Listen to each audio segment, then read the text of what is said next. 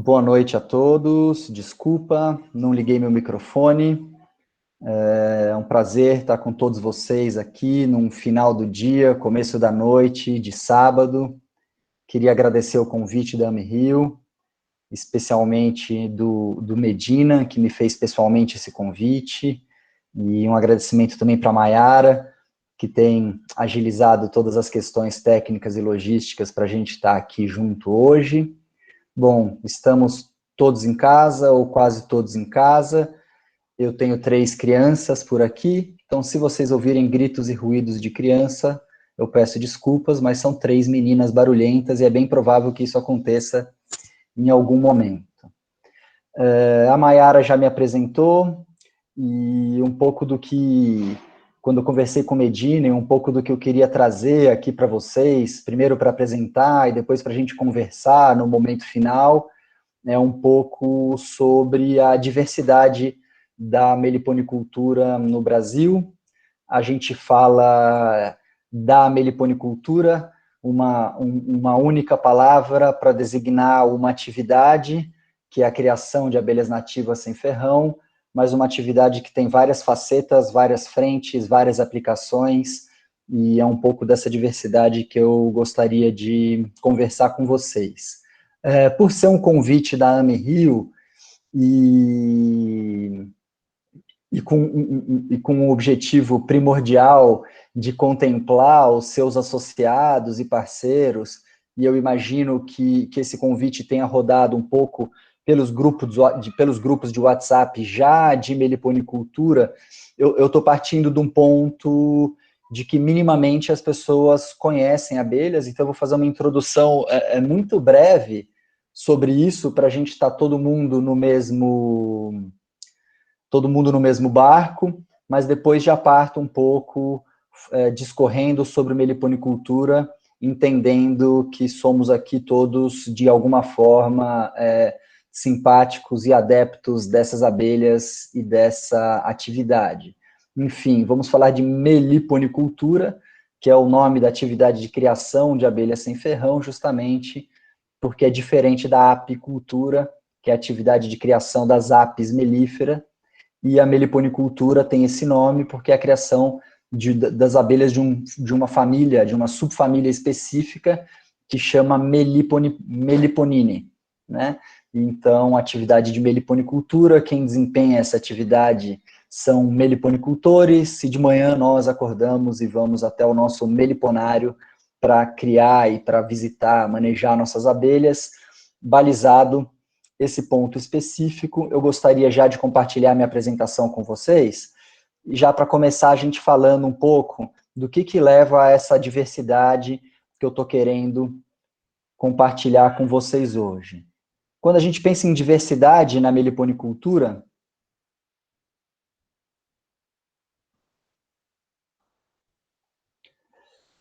a gente pode pensar tanto, começando por um motivo claro, que é a diversidade das próprias abelhas, né? Então, a gente tem aí uma variedade de cores, de formas, representado por vários gêneros, antigamente classificado em 2 tribos, né? Os Trigonini e os Meliponini.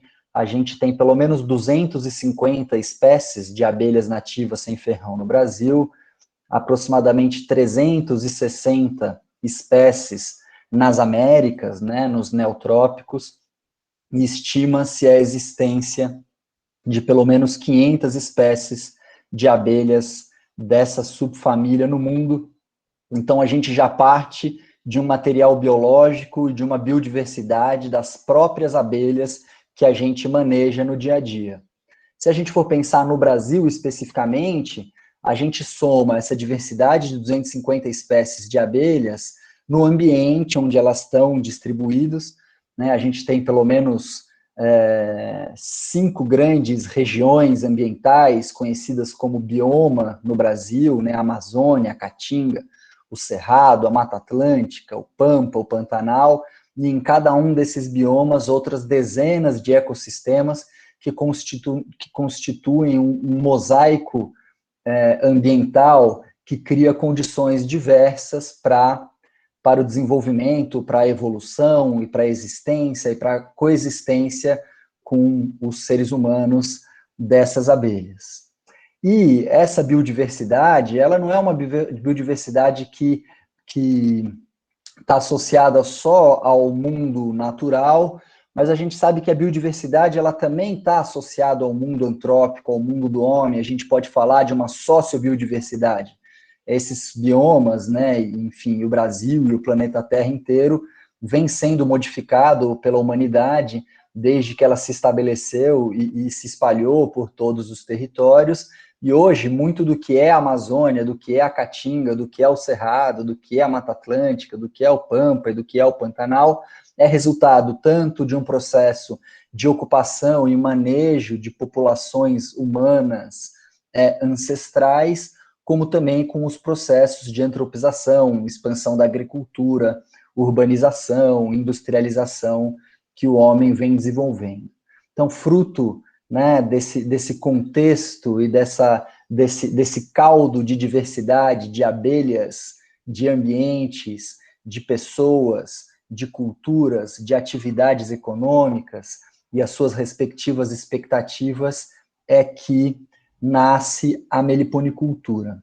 Tá? Uma coisa interessante para falar sobre os povos, já que eu citei os povos ancestrais do Brasil, né, que já se relacionavam com as abelhas e com o mel e com os outros produtos das abelhas muito antes da chegada dos colonizadores no Brasil, é que os povos indígenas do Brasil, tradicionalmente, eles sempre tiveram uma relação extrativista com as abelhas, tá? Ou seja, eles sempre, enfim, sempre andaram muito na floresta, sempre são prioritariamente caçadores, coletores, e dependendo dos povos com algum nível de agricultura desenvolvida, mas sempre acessaram a floresta em busca de caça para sua alimentação de subsistência, e durante essas caminhadas sempre encontraram colônias de abelhas nativas na natureza e sempre as exploraram de forma extrativista, né? Existem relatos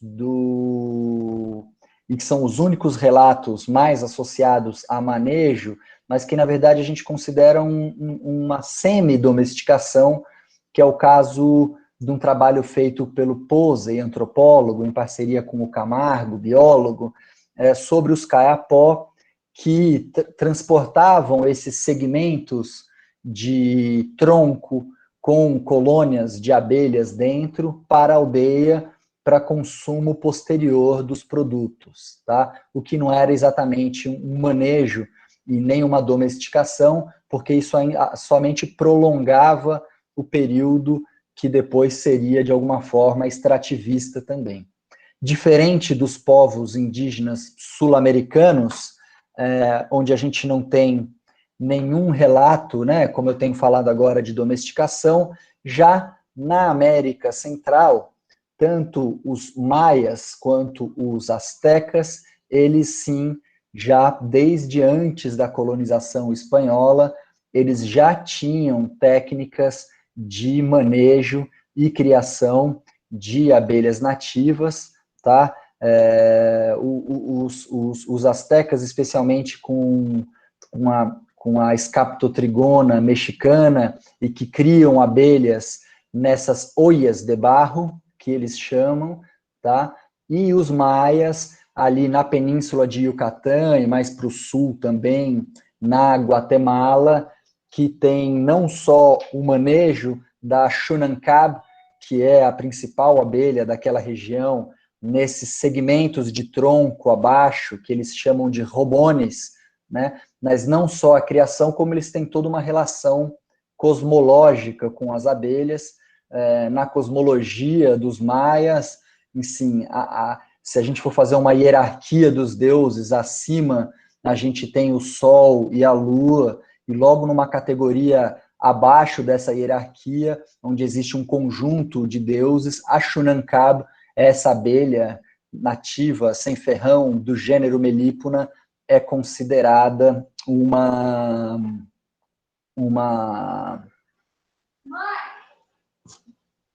é considerada tanto para arquitetura, quanto para costumes tradicionais e coisas equivalentes, tá? Então, se a gente está falando que não tinha domesticação de abelhas no Brasil antes da chegada dos colonizadores, a gente se pergunta de onde que surgiu a meliponicultura especificamente, e daí eu desfaço aqui a minha apresentação na tela para olhar para vocês um pouco. Fato é que quando os colonizadores chegaram aqui, eles já tinham uma atividade histórica de relação com as abelhas associada à apicultura, e os europeus sempre tiveram uma predileção por domesticar animais, né? Os índios do Brasil nunca domesticaram animais, sejam aves, sejam peixes, sejam abelhas, sejam mamíferos. A relação com o acesso à proteína animal sempre foi associada à caça, à pesca, à coleta e ao extrativismo. Tá? Essa coisa de manejar e domesticar animais, ela veio com a predileção europeia.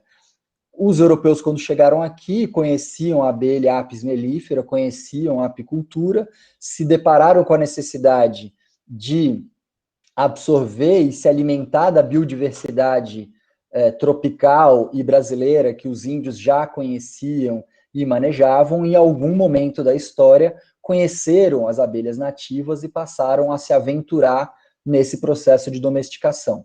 Fato é que a gente não tem registros detalhados desses momentos e dessas etapas específicas de domesticação das abelhas, mas provavelmente durante todo o processo de ocupação e colonização do Brasil, em todas as suas fases, né, seja na fase inicial de ocupação do litoral e com a exportação do pau-brasil, sejam em fases posteriores, mais associadas às fases da mineração e da exploração ou da produção de café, seja na expansão do Brasil pelos bandeirantes, pelos tropeiros, pelos militares já na década de 1960 para a exploração da Amazônia, provavelmente em fases diferentes, em momentos diferentes e por conexões diferentes dessa predileção nova de criar animais com a biodiversidade encontrada em diferentes regiões,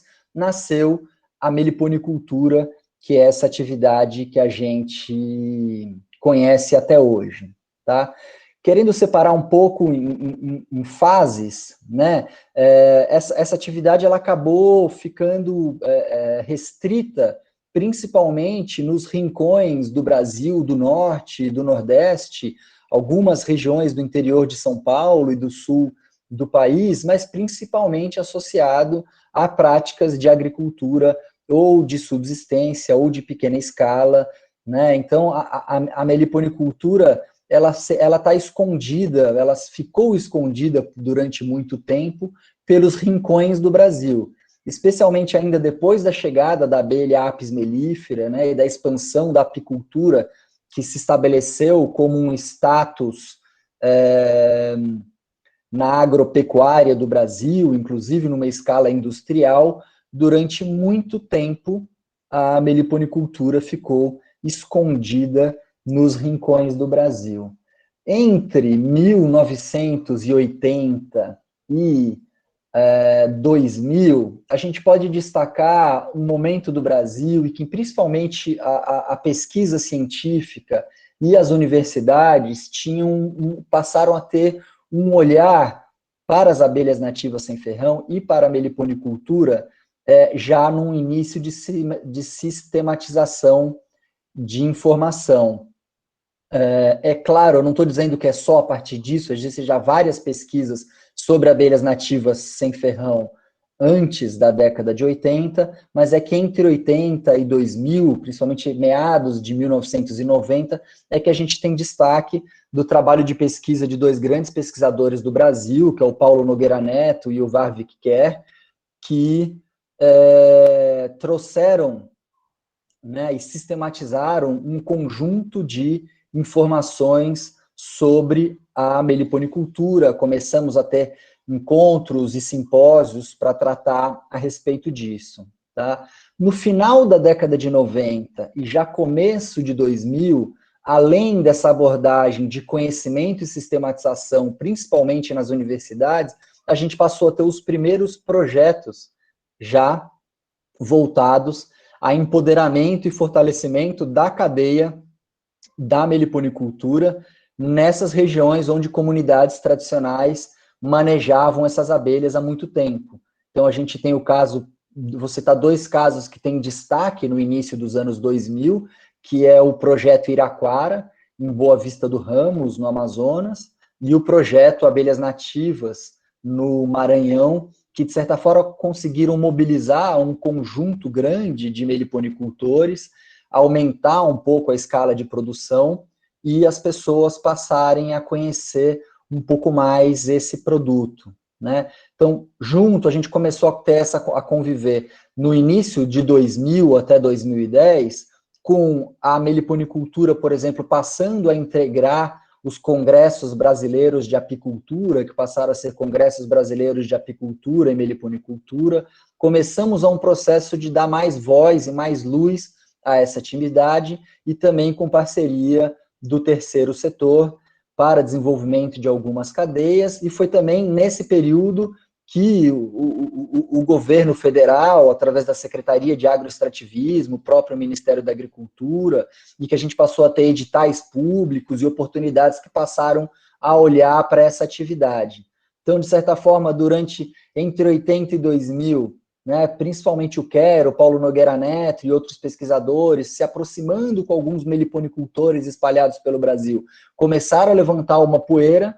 Entre 2000 e 2010, essa poeira se assentou com uma forma um pouco mais robusta, né? A gente tem a Universidade do Recôncavo da Bahia, que passou a publicar alguns livros, a gente passou a ter mais acesso à informação, mas foi agora, entre 2010 e 2020, que a meliponicultura, a gente pode dizer assim, né, estourou, explodiu e mudou de patamar, né? Eu considero que tem dois fatores muito importantes para essa mudança nessa década que a gente passou. O primeiro deles é, no começo dessa década, o envolvimento da gastronomia com os produtos das abelhas nativas. Então, chefes de cozinha, cozinheiros, passaram a querer usar esses produtos, falar a respeito.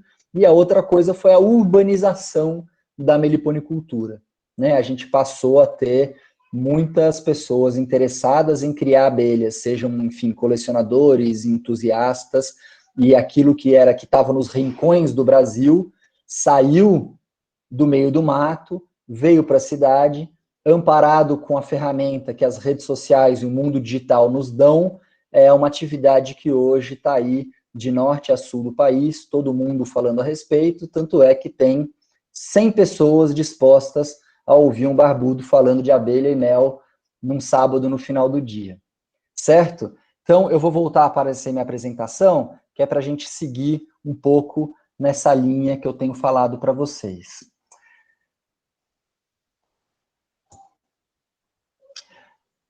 Bom, fruto desse contexto todo apresentado, né, e a meliponicultura é uma atividade, enfim, a princípio produtiva e zootécnica. Quais são os produtos que a gente pode ter a partir da meliponicultura, né? Sejam produtos diretos ou produtos indiretos, né? Sejam produtos materiais ou serviços, né? A gente tem o mel como principal deles. Se a gente fala em abelha, geralmente as pessoas pensam em mel. A gente tem pólen, a gente tem a própolis, a gente tem o cerume, tá? Uma das coisas interessantes é que a gente ainda tem um mercado muito pouco estabelecido e pouquíssimas pessoas explorando a cera das abelhas sem ferrão. Por isso até que eu resolvi ilustrar esse slide aí com exemplos de cera de abelha sem ferrão já produzidos numa escala maior. A foto de cima é lá no Espírito Santo, os meliponicultores indígenas de Aracruz. Essa foto aí de baixo é da cooperativa Tozepan, no México, onde eles já comercializam cera de abelhas sem ferrão numa escala maior. E também é curioso porque em 2018 o RISPOA, né, que é o Regulamento de Inspeção industrial de produtos de origem animal, que finalmente, depois de décadas de luta, reconheceu os produtos das abelhas sem ferrão, incluiu apenas mel, pólen e própolis. Eles não incluíram cera e cerume, o que é uma pena, porque é um produto que tem um potencial enorme. E outro produto direto são as próprias colônias de abelhas, né? Assim como qualquer atividade agropecuária, é importante a gente ter matrizes, né? A gente também tem uma legislação ambiental, enfim, a gente é proibido, e ainda bem que somos, de retirar colônias da natureza, né? Dado o aumento de interesse de pessoas por abelhas, ou mesmo a necessidade de ampliação de plantel por uma produção mais robusta, seja de mel, própolis, pólen, enfim. É importante que a gente tenha colônias, então hoje está bem aquecido, e eu particularmente vejo um potencial enorme nesse mercado específico, que é o mercado das próprias abelhas, tá? Em termos de produtos indiretos, a gente pode falar da polinização, né? Seja ela indireta de ecossistemas naturais ou a polinização induzida de culturas agrícolas, esse ainda é um componente da meliponicultura que tem muito a ser explorado e conhecido. A gente pode pensar em entretenimento, né? Enfim, mesmo esse mercado recreativo e pet, né? Tem muita gente querendo criar as abelhas pelo afeto às colônias, aos animais, a justamente essa diversidade de bichos que existem, e também educação. A gente está falando de um bicho que não tem ferrão, um bicho que pode estar presente nas escolas, abelhas que têm um comportamento social super interessante para discutir questões da biologia, da morfologia, ou da própria polinização. Da polinização a gente pode pensar em dispersão de sementes, da dispersão de sementes a gente pode discutir sucessão florestal, enfim, dá para entrar na parte de mercado do mel, enfim, tem muita coisa que a gente pode discutir através da meliponicultura. E fruto dessa diversidade, existem várias categorias de meliponicultura. Isso é uma coisa que eu queria trazer. Eu me aventurei e tive essa pretensão no meu último livro de fazer essas categorias, propor essas categorias. É óbvio que categorias elas sempre são imprecisas, tem gente que olha para elas e não se sente representada por nenhum, mas fato é que para a gente até pensar em políticas públicas e nas formas que a gente dialoga, no pleito que a gente tem no dia a dia, é importante a gente reconhecer que não é tudo igual, né? Que assim, somos meliponicultores, compartilhamos esse status e essa paixão, mas nem todo mundo está fazendo a mesma coisa, né? A gente pode fazer uma categoria, que nem pescaria, né? Se você fala, eu sou pescador, por exemplo, isso diz pouco, na verdade, de você, sobre qual é a atividade que você faz. Você pode pescar no mar, pode pescar no rio, pode pescar, né, de arpão, pode pescar de anzol, pode pescar de rede, pode ser de arrasto, pode ser artesanal, pode ser industrial, pode ser esportivo, enfim. A gente tem várias categorias dentro de atividades, e da meliponicultura estou me propondo a fazer aqui essas 4 categorias básicas. Uma que eu chamo de meliponicultura de base comunitária, a gente vai falar de todas elas daqui a pouco. Uma que eu estou chamando de meliponicultura de empreendedores individuais, que é um nome não muito bom, porque ele é bem amplo esse espectro, a gente vai ver isso já já. Um que eu estou chamando de meliponicultura recreativa e a meliponicultura científica, tá? Desculpa agora essa por slide com tanto texto, mas eu resolvi colocar para vocês irem lendo junto comigo. Então, assim, o que eu entendo como a meliponicultura de base comunitária, ela é justamente desenvolvida por comunidades tradicionais, como índios, quilombolas, ribeirinhos, sertanejos, caipiras, caiçaras, que há muitas gerações já desenvolvem essa atividade e tem essa herança justamente desse processo ou tradicional pré-colonização ou dessa colonização inicial, né? Aquela atividade que ficou escondida nos rincões do Brasil. A relação com as abelhas nativas e seus produtos é uma tradição cultural passada aí há muitas gerações de bisavô para avô, de avô para pai para filho. Tá? Historicamente, os produtos, né, nessa categoria são obtidos principalmente para consumo familiar de subsistência e, eventualmente, para venda e troca no mercado local. Tá? Hoje, né, como eu falei para vocês desde o início, né, dos anos 2000, várias dessas comunidades que tradicionalmente desenvolvem a meliponicultura estão se organizando para otimizar a cadeia produtiva, acessar um mercado mais amplo e obter renda complementar. Eu trago alguns exemplos para vocês. A gente pode falar, por exemplo, a meliponicultura no estado do Amazonas, aquela que foi iniciada pelo projeto Iraquara em Boa Vista do Ramos, pelo Fernando Oliveira, mas que hoje tem um trabalho belíssimo do Antonilson Rodrigues, no município de Itapiranga, no Amazonas. A gente tem populações indígenas no Parque Indígena do Xingu, manejando abelhas e produzindo mel. A gente tem a Amimel, que é uma associação de meliponicultores de Mandirituba, no Paraná. A gente tem a Acriapa, que mobiliza caiçaras, que é a Associação de Criadores de Abelhas Nativas da APA de Guaraqueçaba, também no Paraná. Enfim, a gente tem vários, tem o projeto Abelhas Nativas no Maranhão, tem o projeto dos produtores Tupiguá, Tupiniquim e Guarani no Espírito Santo, que eu vou falar mais depois, mas eu queria destacar hoje, enfim, eu não sei se vocês conhecem, mas tem o trabalho do Instituto Peabiru, que mobiliza comunidades no Amapá e no Pará, e o Peabiru, através da Peabiru Produtos da Floresta, hoje está com mel registrado no Serviço de Inspeção Federal. Ele é uma cadeia 100% regularizada.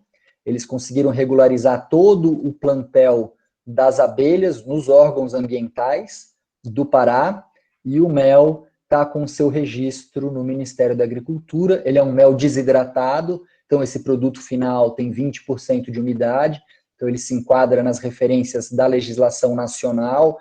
Então, por mais que o Pará e nem o Amapá tenham regulamentos estaduais, eles fizeram esse feito e estão trabalhando numa escala bem interessante de produção de 2, 3 toneladas de mel por ano, tá? Envolvendo especialmente comunidades ribeirinhas e comunidades quilombola desses dois estados.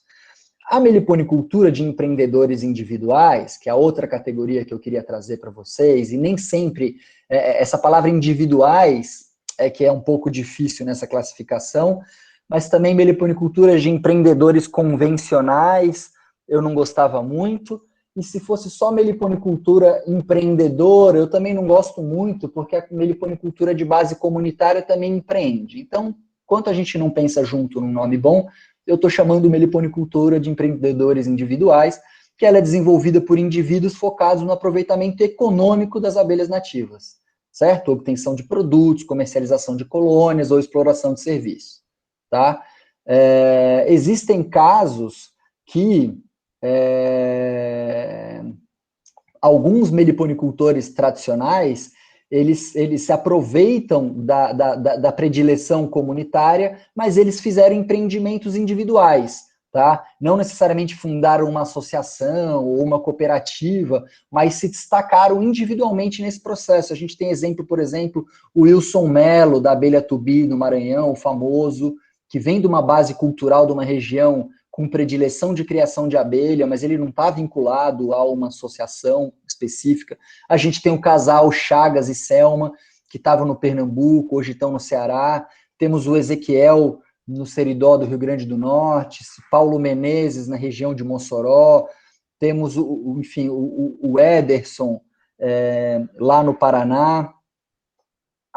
E alguns exemplos, né, dessa meliponicultura empreendedora, convencional, moderna, individual, seja lá o nome que for. A gente tem vários exemplos, por exemplo, vai ter um monte de gente que eu não vou citar, né? A cena do Rio de Janeiro, especificamente, eu conheço muito pouco, então até depois, Ame Rio, vocês me atualizem um pouco de como está a cena no Rio, para eu poder me atualizar. mas a gente tem a Eborá, por exemplo, em São Paulo, a gente tem a Believe em São Paulo, a gente tem o Sítio Flor de Ouro em Santa Catarina, a gente tem o Éder, né, em Guaraqueçaba, como eu já falei para vocês, a gente tem a MB, que é uma empresa com porte maior, e vocês observem que é uma categoria um pouco difícil, porque existem subcategorias nela, porque existem tanto empreendedores que produzem o seu próprio mel, como é o caso do Éder e o caso do Pedro, né, do Sítio Flor de Ouro, né, que são esses 2 MEs que eu estou mostrando aqui, ou a gente tem casos, por exemplo, como a Eborá e o Believing, que eles produzem o próprio mel, mas também compram mel de outros produtores e revendem, e a gente tem casos como a MB, que não produz mel, que trabalha exclusivamente com a revenda, né, compra mel de produtores em volta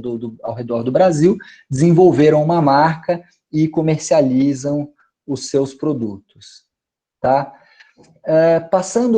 Saindo da meliponicultura empreendedora, eu queria citar essa que é uma categoria, enfim, importante e que eu acho que hoje é a que mobiliza o maior número de pessoas no Brasil, que é a meliponicultura recreativa, tá?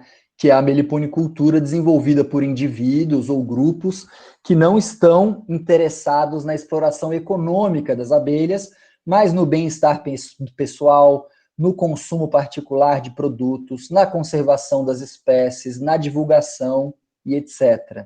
Né? Tem gente que chama, né, essa categoria de meliponicultura robista.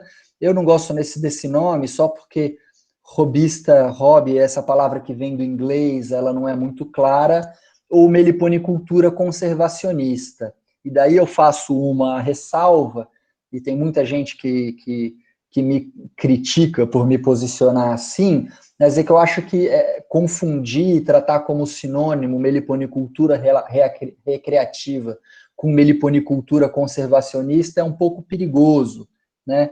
A biologia da conservação é uma ciência que envolve questões ambientais, biológicas, antropológicas, econômicas, é uma ciência ampla e complexa, né? E você ter uma abelha em casa, não necessariamente você está conservando abelhas. Então, como existem meandros aí dentro dessa atividade, que a gente pode até subcategorizar, né? Eu prefiro não chamar de meliponicultura conservacionista, porque eu não concordo que ela sempre seja conservacionista. E assim, é evidentemente que a meliponicultura recreativa, ela tem um potencial enorme na conservação, pela conscientização das pessoas, pela própria salvaguarda de colônias e espécies ex situ, né, fora do hábitat natural, mas para ser conservação mesmo, a gente ainda precisa de muita referência técnica e políticas públicas adequadas. A gente está num caminho quase bom, vamos dizer assim. Dá para dizer que eu comecei a trabalhar com abelhas nativas em 2002. E eu posso dizer para vocês que nesses quase 18 anos, na verdade fez 18 anos agora, em julho de 2002 foi a minha primeira experiência já com trabalho com abelhas nativas, que nesses 18 anos muita coisa evoluiu, principalmente nos últimos anos, né? Tanto no RISPOA, quanto do ponto de vista de questões de manejo, mas a gente ainda está muito longe de ter uma base consistente, de ter um caminho de comunicação representativo e que justamente que represente essa diversidade da meliponicultura, né? Que todo mundo tenha espaço para empreender, ou para conservar, ou para se divertir criando abelha, sem impactar os bichos que estão na natureza, sem competir um com o outro, e a gente então ainda está engatinhando um pouco nisso. Evoluímos, mas ainda tem muito caminho pela frente, e por isso que é importante terem eventos como esse, como o de hoje, para a gente conversar, trocar experiências e seguir conectado nesse caminho. A meliponicultura científica, simples de explicar, desenvolvida em universidades, centros de pesquisa, né, e eles trabalham tanto com pesquisa básica de morfologia, genética, até pesquisa aplicada, muitas vezes né, aplicada inclusive ao nosso manejo no dia a dia. A meliponicultura científica, eu diria que é quem tem condições para estabelecer parâmetros bons para essa meliponicultura conservacionista, mas ela precisa dialogar e ter um pouco mais de empatia com os produtores, né? A gente, enfim, a gente às vezes separa muitas coisas no preto, no branco, e tem alguns problemas aí que a gente acaba marginalizando alguns produtores. Só para dar um exemplo, a questão da uruçu nordestina no livro vermelho de espécies ameaçadas de extinção. Né? Esse é um caso clássico de como uma base científica que deu subsídios para essa legislação foi equivocada, porque, de fato, a uruçu nordestina está ameaçada de extinção em seu habitat natural. E não precisa nem ser um gênio e um cientista para se dar conta disso. Afinal, a gente tem menos de 7% da cobertura original da Mata Atlântica, que é o ecossistema onde vive essa abelha. Então, ela está... Todos os bichos da Mata Atlântica poderiam estar no livro vermelho de espécies ameaçadas, né? Então, a partir do momento que você coloca aquela abelha ali, você cria uma série de empecilhos para o manejo dessa espécie. Só que isso ignora uma questão que várias populações tradicionais, há gerações, criam essas abelhas na zona da Mata do Nordeste, seja nos brejos de altitude, né? Do Sergipe ao Rio Grande do Norte, a gente tem meliponicultores tradicionais que trabalham com essa abelha, e essas pessoas foram simplesmente ignoradas no processo de constituição dessa legislação, de ter algum tipo de exceção, algum asterisco voltado para a questão do manejo ex situ, muito provavelmente, inclusive, porque a uruçu nordestina só existe porque, de alguma forma, alguém as manipulou, manejou e conservou durante gerações, enquanto a expansão da agricultura, da cana, do café, do minério, da laranja, enfim, estava destruindo a Mata Atlântica.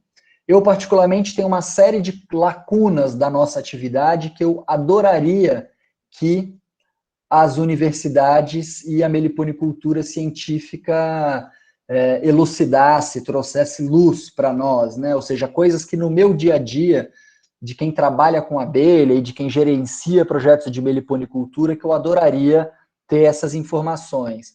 Primeiro, sobre migração controlada das espécies, né? Qual que de fato é o comportamento da enxameagem e dispersão das abelhas fora da sua área geográfica de ocorrência natural. Eu, particularmente, sou contra criar abelhas fora da sua área de ocorrência natural, a gente pode conversar sobre isso depois. Sei que tem muita gente que concorda comigo, sei que tem muita gente que discorda de mim, já fui muito criticado também pelas pessoas que discordam, mas enfim, posso falar um pouquinho depois para vocês por que eu tenho essa visão. Eu sinto muita falta sobre a informações sobre o raio de voo de diferentes espécies, ou seja, qual que é a real abrangência de voo das abelhas e como que os nossos meliponários se relacionam com o entorno, né?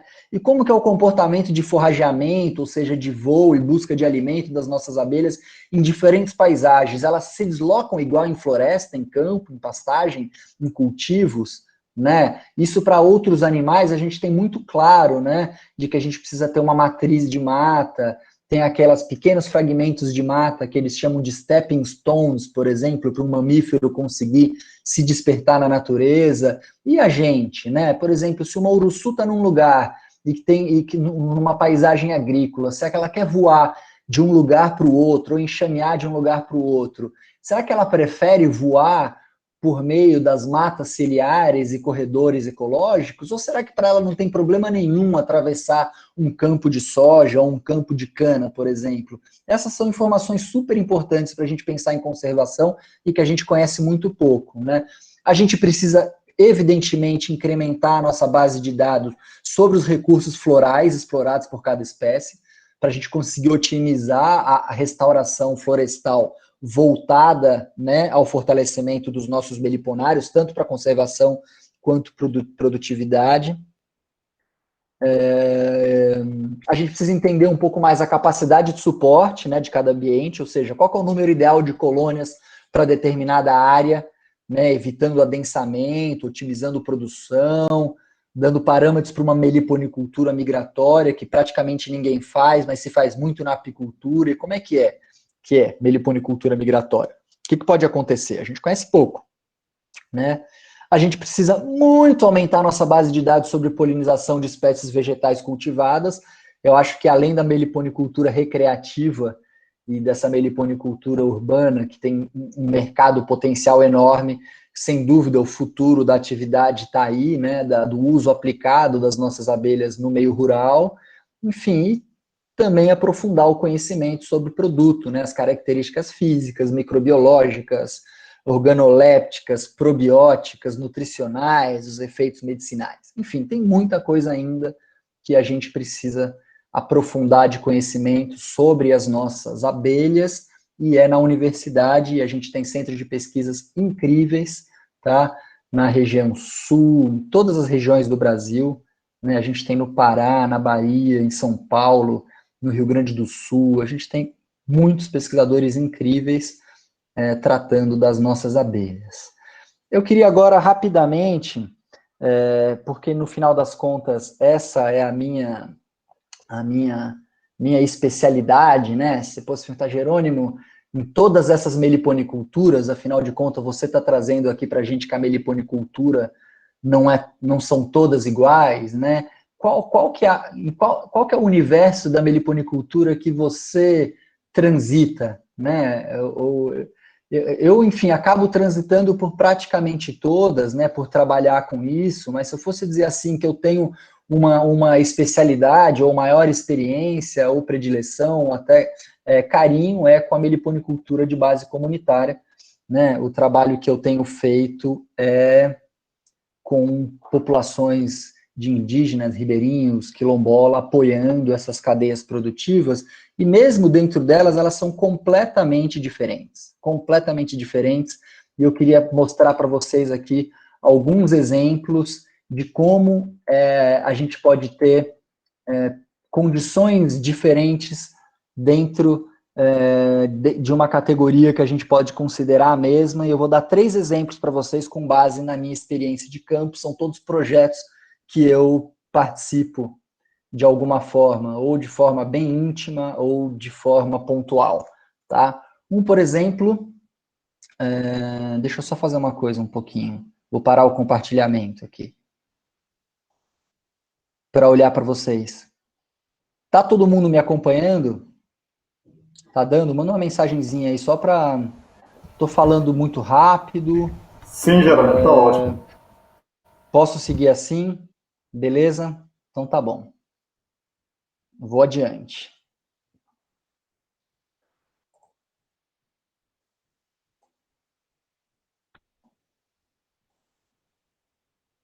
Opa.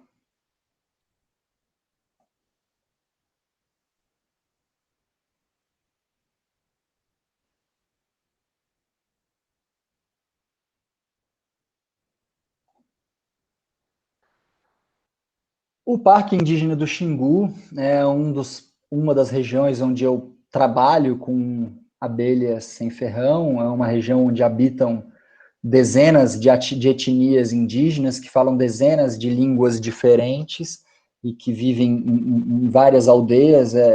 O parque é no estado do Mato Grosso, norte do Mato Grosso, quase limite com o sul do Pará, tá? Uma região de cerrado e transição com a Mata Atlântica, com a Amazônia, tá?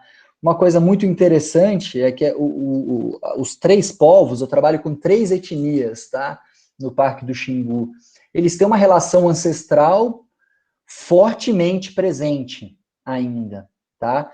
De certa forma, sobre esses aspectos que vocês estão vendo aí, né? Relação cultural, desafio zootécnico, condições ambientais, eu vou fazer uma comparação entre 3 experiências que eu passo. Então, esses caras têm uma relação fortíssima com as abelhas, eles ainda fazem coleta extrativista, eles conhecem, classificam o nome de dezenas de abelhas, os Cauiueté, por exemplo, mais de 30 espécies de abelhas, tá, que eles dão nome, conhece o ecossistema específico onde ela vive, tem uso específico, tem uma abelha caseira usada para fazer ponta de flecha, tem uma que a cera é usada para vedar a cuia, tem outra que o mel é bom para uma coisa, que o pólen é para outra coisa. Esses caras têm uma relação de conhecimento, uma relação cultural super presente. Imagina uma população indígena que foi contatada com o homem branco depois de 1960, né? Enquanto eu vou falar com vocês dos Tupiniquim daqui a pouco, por exemplo,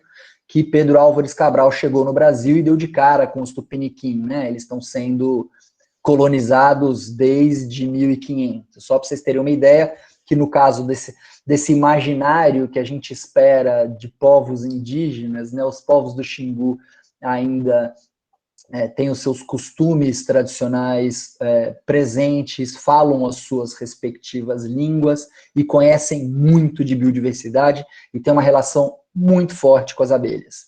Tá? Por outro lado, é uma região onde eu encontrei desafios zootécnicos interessantes. Tanto porque, pelo fato dos índios sempre trabalharem com extrativismo, eles não têm uma predileção zootécnica, né? Então, e vocês sabem que criar abelhas de maneira ou outra demanda manejo, né?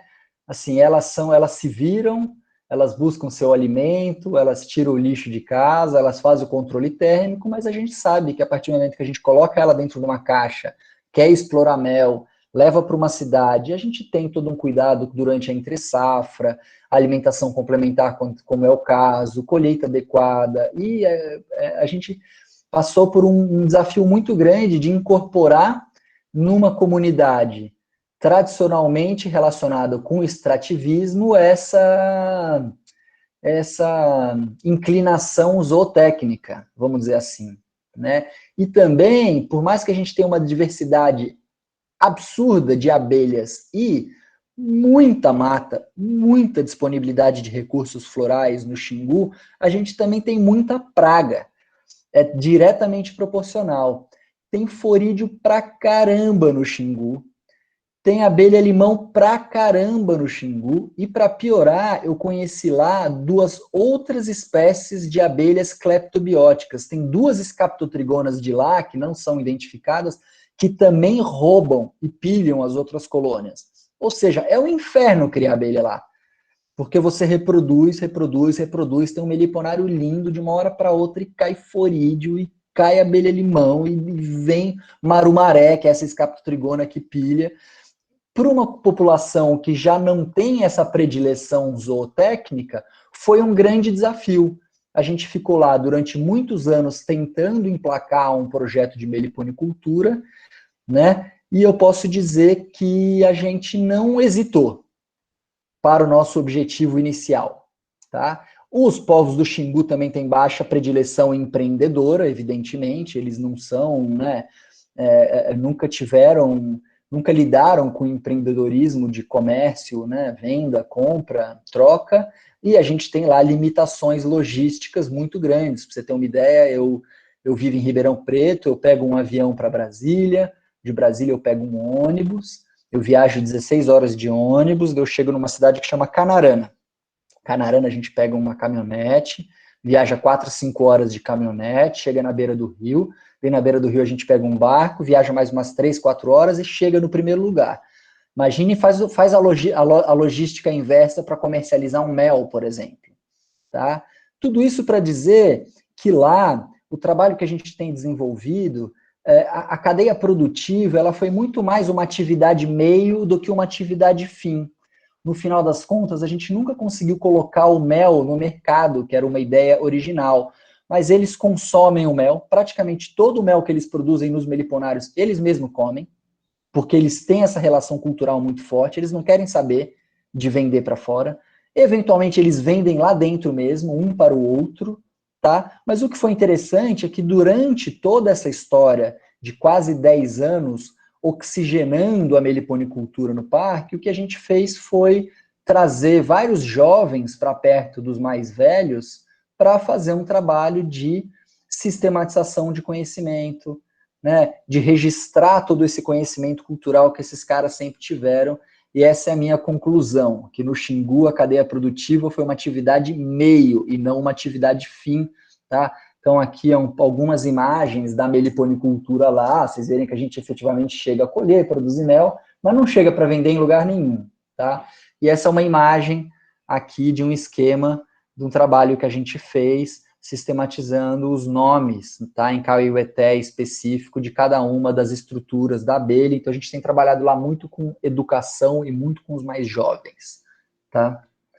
Nas terras indígenas de Aracruz, por exemplo, que é o outro projeto que eu coordeno por meio do PSTG, o Programa de Sustentabilidade Tupiniquim-Guarani, ou seja, são com 2 povos indígenas diferentes que vivem naquela região, a gente tem praticamente o oposto.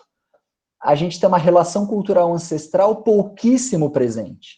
Aquilo que eu falei, Pedro Álvares Cabral chegou lá em 1500, foi guerra, esses índios foram praticamente expulsos de lá, foram escravizados, depois passaram a trabalhar em todos os processos econômicos daquela região, seja com gado, seja com café, trabalhar como funcionário dos proprietários de terra. Oi.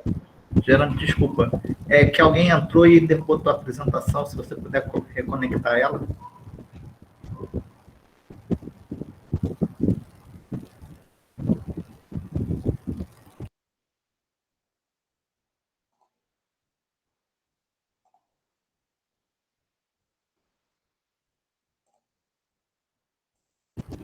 Valeu, obrigado.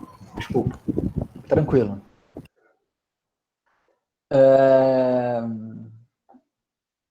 Ou seja, eles passaram por um processo de impacto tremendo ali, né?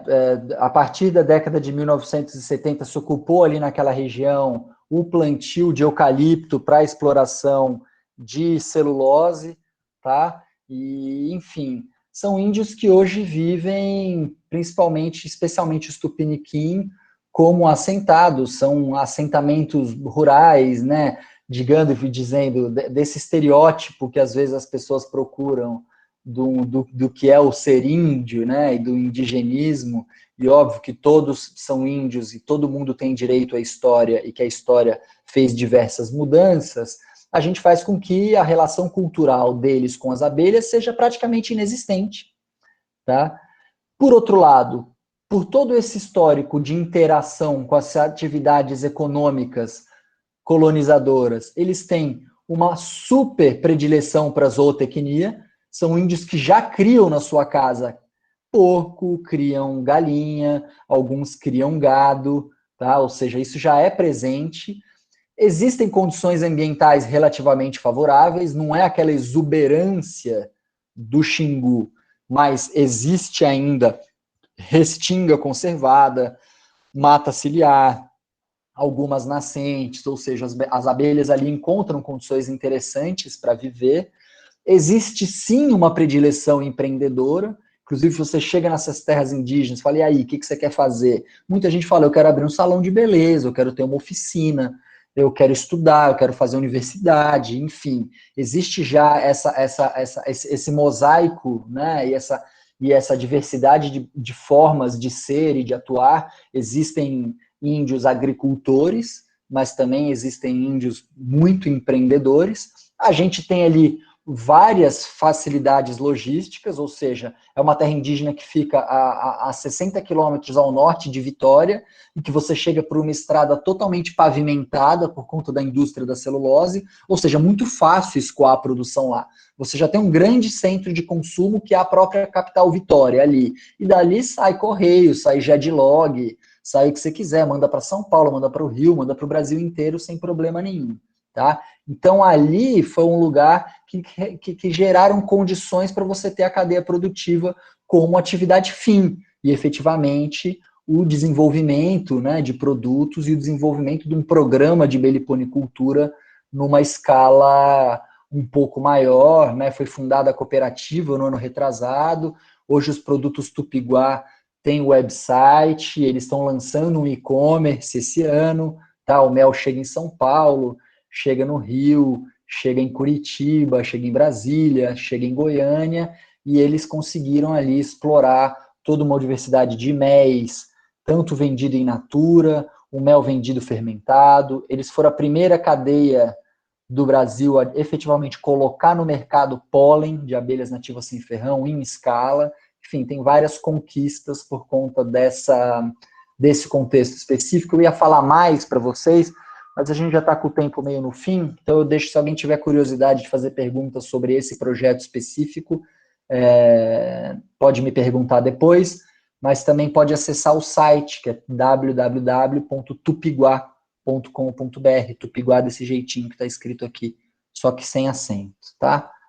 E outro caso que eu queria compartilhar com vocês, e que eu tive um grande privilégio de interagir, é em Jandaíra, no Rio Grande do Norte, né? Vejam só, né? A cidade é uma cidade no interior do Rio Grande do Norte que chama Jandaíra, né? Só daí a gente já consegue pensar como é a relação cultural das pessoas dali com as abelhas. Um dos grandes insights, uma das coisas que eu vivi em Jandaíra, foi me dar conta que, do ponto de vista afetivo, a diferença de uma colônia de Jandaíra para uma galinha numa propriedade de Jandaíra não é nenhuma. E isso é bom. Por que eu estou dizendo isso? Porque o Chico, por exemplo, que é meu grande amigo que vive lá e companheiro de trabalho, desde que ele nasceu tem Jandaíra no quintal da casa dele. E o pai dele, quando ele nasceu, tinha Jandaíra no quintal da casa dele. E o avô dele, quando nasceu, tinha Jandaíra no quintal da casa dele. E também tinha galinha, e também tinha bode. Enfim, são animais extremamente domesticados e que fazem parte daquele arcabouço cultural, daquele ecossistema ali, né? É engraçado você chegar num município como Jandaíra, por exemplo, como um fiscal de um órgão ambiental qualquer e falar, não, isso é um animal silvestre. É diferente, né? É um animal silvestre. Eu fico pensando o Chico ouvindo uma coisa assim, mas fala, mas sempre teve no meu quintal, no meio das minhas galinhas, por que isso é silvestre, né?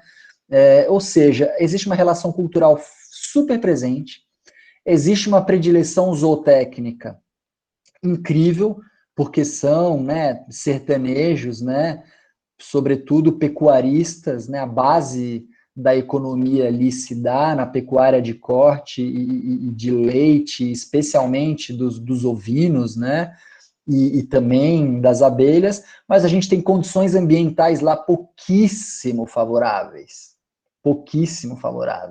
porque a gente às vezes tem que ficar 2 anos sem chover. Então existem períodos que dá uma chuva linda, que abre a malva, que abre uma série de flores, dá uma baita florada, a Jandaíra produz super bem, chega a produzir 3, 4, 5 quilos de mel, uma caixa, depois você pode ficar 2, 3 anos sem dar 100 gramas de mel. Então, como é que você trabalha do ponto de vista de fortalecimento de uma cadeia com essa inconstância, né?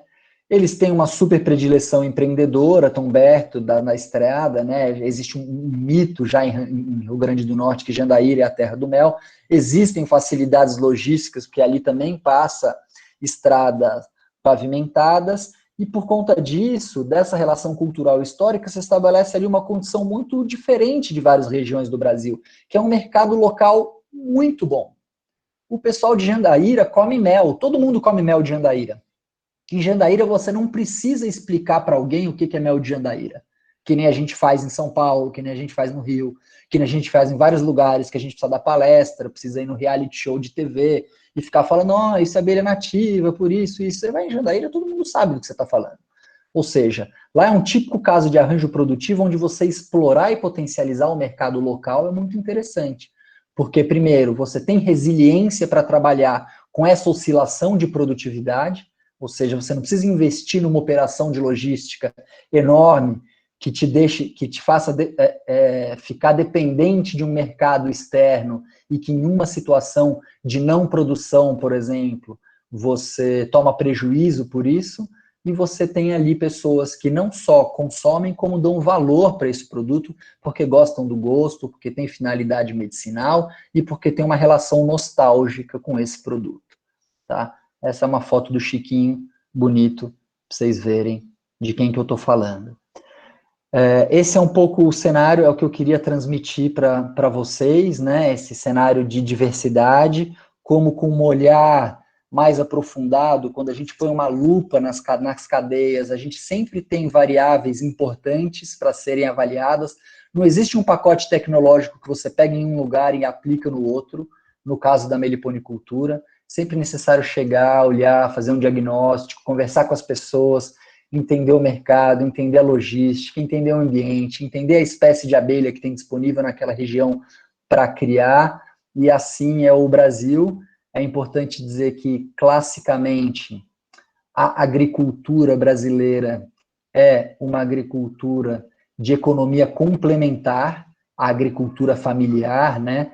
A pessoa tem uma roça, cria um bicho, tem um pomar, cria abelha, e no tempo que dá mel, ganha um dinheirinho vendendo mel, no tempo que está ruim de mel, de repente deu boa roça de mandioca e vende bem a farinha, num período apertado, mata um porco, dá para de comer para a família e vende o pernil e a barriga na vizinhança, né? E depois na safra da laranja, colhe umas sacas de laranja e vende, e eventualmente dá a fruta da aroeira, que é a pimenta rosa, e colhe-se aroeira e vende a semente da aroeira.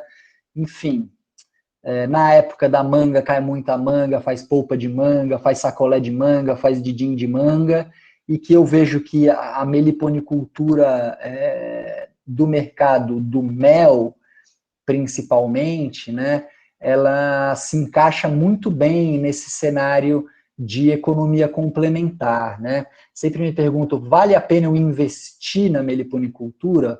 Eu acho que sempre vale, tudo depende das suas expectativas, né? Acho que ninguém aqui vai ficar rico vendendo mel de abelhas nativas, mas esse conjunto associado, né, a uma diversidade de culturas tem um potencial enorme e tem que ser valorizado no Brasil, né, para que nesses rincões, que a produção em escala artesanal tenha espaço e seja possível, né. O mercado de colônias para atender o mercado pet, o mercado de polinização agrícola, talvez sejam uns que possam, daqui a um tempo, entrar numa lógica um pouco de escala maior, etc., mas, enfim, a gente tem muito chão até lá e tem que conversar bastante para tomar todos os cuidados possíveis com esse tipo de atividade. Vou dar só um exemplo.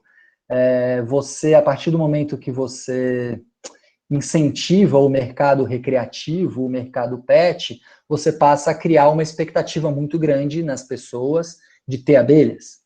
E a partir do momento que as pessoas querem ter abelhas, uma colônia de abelhas ganha valor, né? E a partir do momento que uma colônia de abelhas ganha valor, a forma de obtenção dessa colônia pode ser qualquer uma, assim como você ir no mato e tirar as colônias de habitat natural para atender esse mercado específico, né? Por isso que eu digo que, enfim, que a gente tem que tomar um pouco de cuidado. Eu acho que a gente tem abelhas hoje, tem abelhas, e a gente tem tecnologia de criação de abelhas, ou seja, a gente não precisaria tirar mais nenhuma colônia da natureza, nenhuma. Assim como a gente tem em todas as regiões do Brasil, abelha boa para criar. Em São Paulo você pode criar uma múndere, uma mandaçaia. Na Bahia, na zona da mata, você cria urussu nordestina, no interior você cria jandaíra, você vai para o Pará e para o Maranhão, você cria tiúba, na região sul tem mandaçaia também, tem guaraipo, no centro-oeste tem urussu amarela, já rufiventres, e tem espécies incríveis de escaptotrigona que produzem muito mel. Enfim, a gente tem abelha para produzir no Brasil inteiro e a gente domina hoje 100% as técnicas de multiplicação de colônia. Ah, compra uma colônia. Ah, mas a colônia é cara. É caro quanto? 300, 500 reais? Toda atividade agrícola do planeta Terra depende de investimento inicial em insumo. E matrizes, então, não se fala. É claro que não é que nem pintinho, que você vai na agropecuária e compra um milheiro. Mas se você investe 300, 400 reais numa colônia de abelha, e fizer um manejo adequado, você vai ter duas. De duas, você vai ter 4. De 4, você vai ter 8. Me arrisco a dizer que em qualquer região do Brasil, você recupera tranquilamente em um ano o investimento que você fez em uma caixa de abelha sem ferrão. Ou seja, a gente não precisa mais tirar a abelha do mato, a gente precisa se organizar para ter as nossas matrizes, nosso intercâmbio de colônias e fazer a atividade crescer de uma forma sustentável no Brasil. É isso, pessoal.